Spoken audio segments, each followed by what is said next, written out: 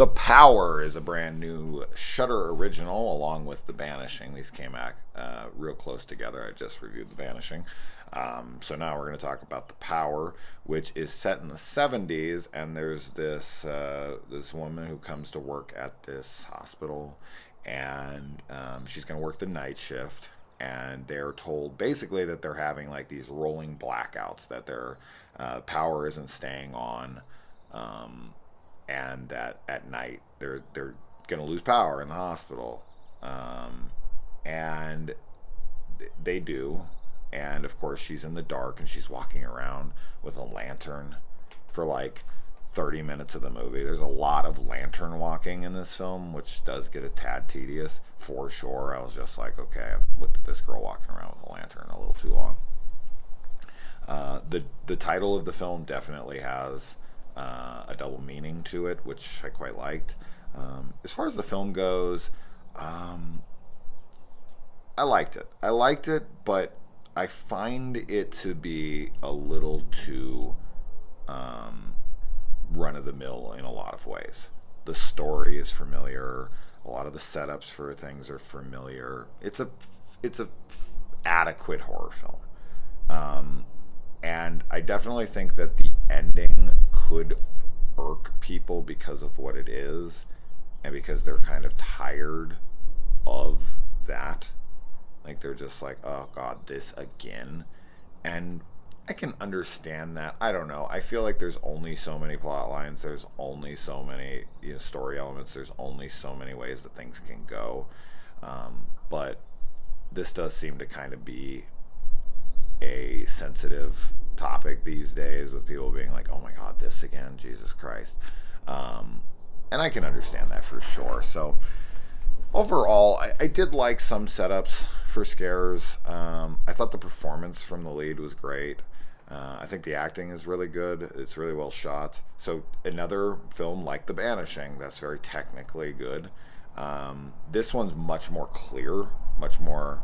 Now there's some questions I would have, but very little, like in comparison to The Banishing, which I don't understand at all, and I had nothing but questions, and not in a good way. This one is a little more straightforward, but it's also a little too familiar.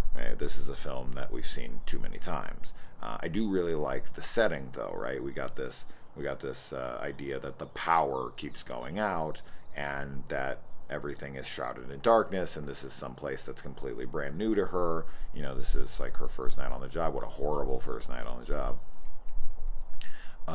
So the setting is great, and it's a period piece like The Banishing. So they got two like kind of haunted hospital type films that are period pieces with strong female performance leads, which is great, and that's cool. And I think all of those are